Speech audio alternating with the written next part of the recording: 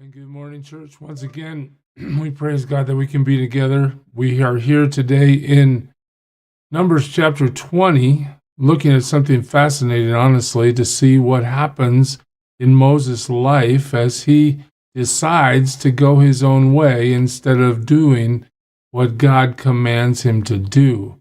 Let's just break it down from here as we begin the chapter. Here we are. It says, in the first month, the whole Israelite community arrived at the desert of Zin. We'll see that on a map tomorrow. And they stayed at Kadesh. And look what happens in the desert of Zin. Miriam dies. Okay, so Moses and Aaron have now lost their sister, but we're really not told about any big funeral mourning period. We're just told that she's buried. But now there's more trouble. Now there was no water for the community. Okay, so here we are in the desert. We have over 1 million people easily, plus livestock. We need water, and we don't need just a little bit of water. We need a lot of water. And here we are. What are we going to do? Well, the people gathered in opposition to Moses and Aaron. I find that fascinating. You know what? Hey, you leaders, it's your problem. You're the one that brought us to this circumstance. Didn't these people see the cloud start to move as God led his people? I mean, this is how God has promised to lead them. So shouldn't they automatically understand that God is the one moving the community from here? But no, that's not how it goes. They don't acknowledge God at all in it. All right, it's Moses and Aaron's problem. All right, well, it's a terrible thing. Listen to the doubt. After all this experience they've had with God, they quarreled with Moses and said, if only we had died when our brothers fell dead before the Lord. Why did you bring the Lord's community into this desert that we and our livestock should die here? What a question. So Moses is exactly where he's supposed to be by God's leading. He's doing exactly what God has called him to do, but the people he's serving do not understand that, do not care about that, they don't see it, and they're upset with him. They're asking him why he put them in this circumstance when, as the leader, he did not put them in this circumstance. The Lord himself has driven them to this place. Why did you bring us up out of Egypt to this terrible place? It has no grain, or figs, or grapevines, or pomegranates, and there is no water to drink. Again, the problem is restated, and the doubt, the betrayal, really, of the living God who's led them and provided for everything they've needed. It just gets accentuated here in verse 5. You know, we don't trust God at all. No matter what we've already been through, no matter what we've already seen, we don't believe that God is in charge. Wow. So what did Moses and Aaron do? It says they went from the assembly to the entrance to the tent of meeting. Why'd they go there? Well, because that's where the presence of God, that's where we meet with God, right? They fell face down, and look, God comes, and the glory of the Lord appeared to them.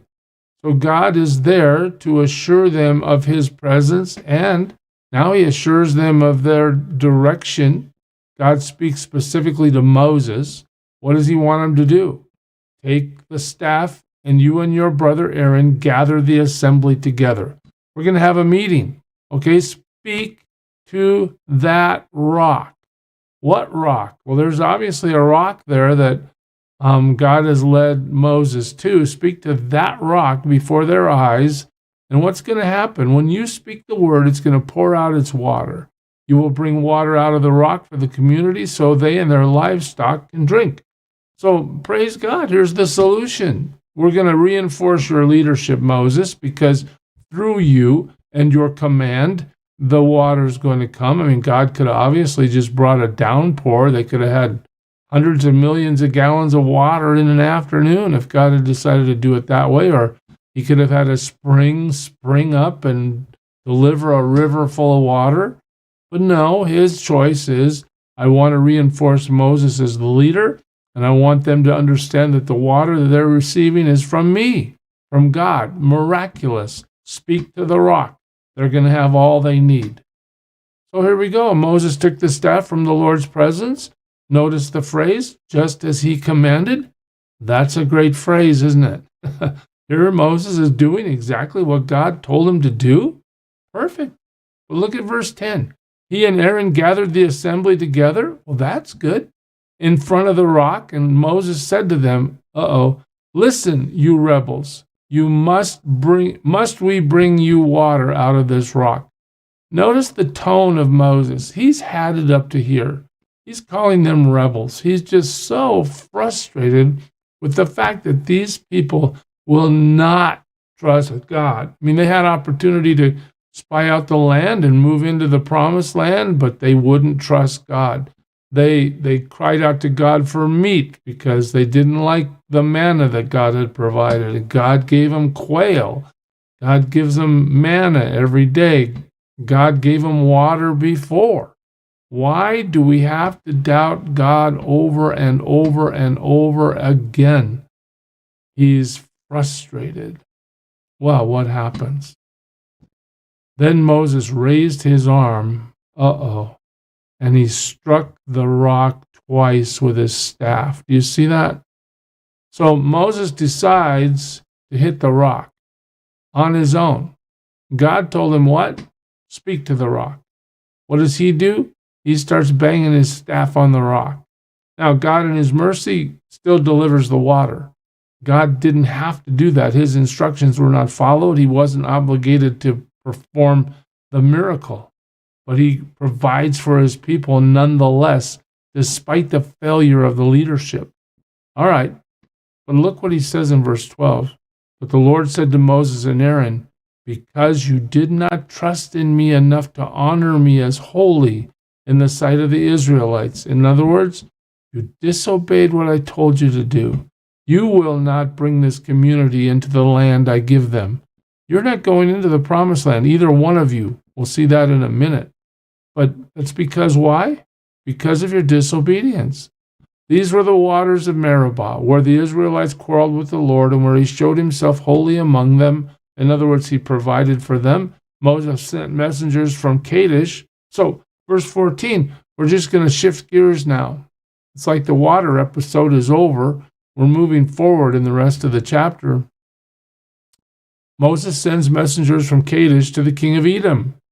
And he says what? This is what your brother Israel, your brother, we're related somehow, you know about all the hardships that have come upon us, right? Our forefathers went down into Egypt. We lived there many years. The Egyptians mistreated us and our fathers, but when we cried out to the Lord, he heard our cry and sent an angel and brought us out of Egypt.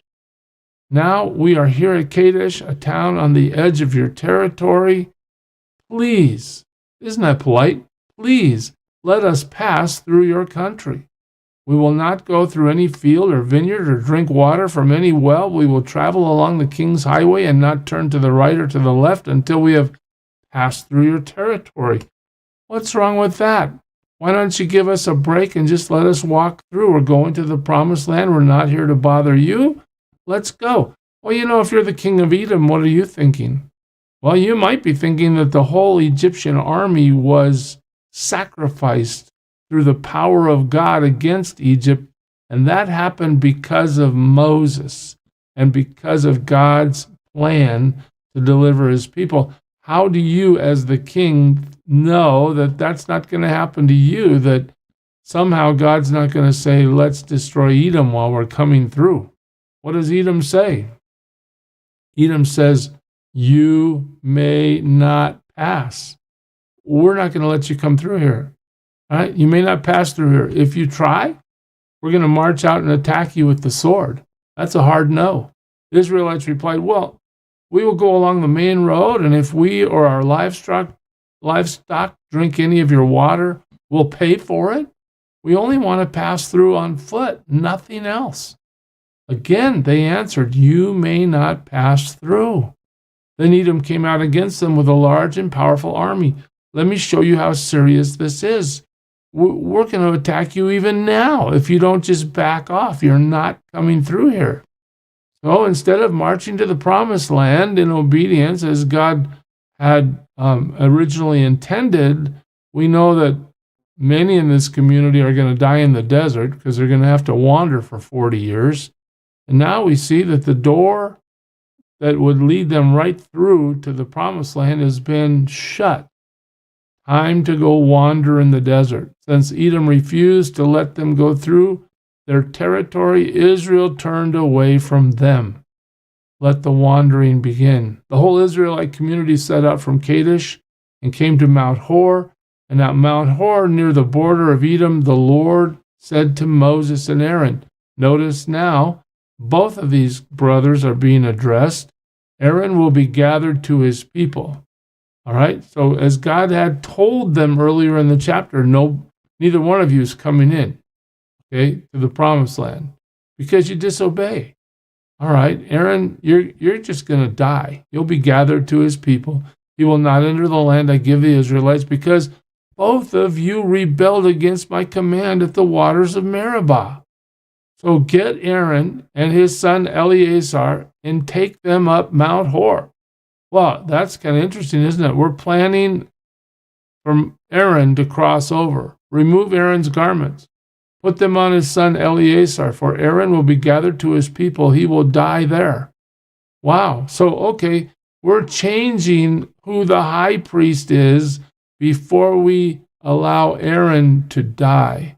Moses did as the Lord commanded. There's that phrase. Why couldn't we have seen that phrase earlier in this chapter? But nonetheless, Moses has his orientation correct again. He's going to do what God said. He does exactly what they were told to do. They went up Mount Hor in the sight of the whole community. What happens? Moses removed Aaron's garments and put them on his son Eleazar, and Aaron died there on top of the mountain. Wow, that shows us a few things, doesn't it? One is God always keeps his promise, even if we might not like that promise, right? Like, I'm sure Aaron wanted to go into the promised land. Nonetheless, God controls life and death. And here it's time for Aaron to go. Aaron goes, just like that. Then Moses and Eleazar came down from the mountain. So here comes a new high priest dressed in his father's clothing. And when the whole community learned that Aaron had died, the entire house of Israel mourned for him 30 days. All right, so here in one chapter, what do we see? Well, Miriam, the sister of Moses, dies. Aaron, the brother of Moses, dies. Edom says, you can't come through here. All right, so we've had three pretty traumatic events happen to the community, but most of all, they wanted water and they got water, but Moses is the leader, has shown himself, at least for that one temporary moment, to say to God, God, I'm so frustrated with this people, I'm going to react instead of obey. And that has led him to judgment himself. He will not enter the promised land. We'll see that as the story continues, but just think about your obedience to God, church. Think about how you deal with what God has told us to do.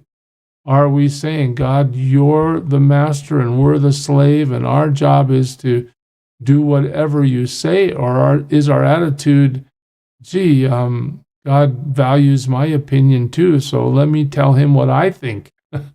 And let me perhaps do what I think's best regardless of what he's told me. No, this will lead us to a terrible place.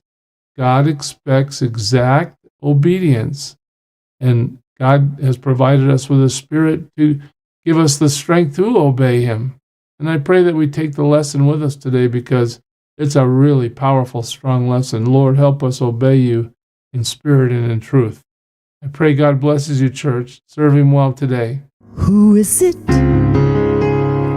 who for sinners shed his blood, and now for cleansing all can plunge beneath that flood?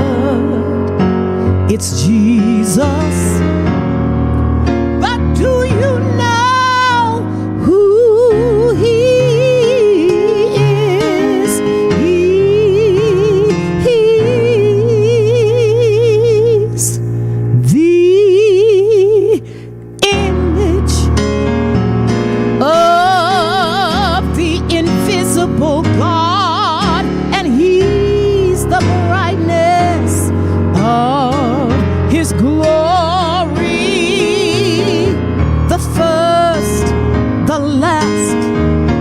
future, the past, He is God.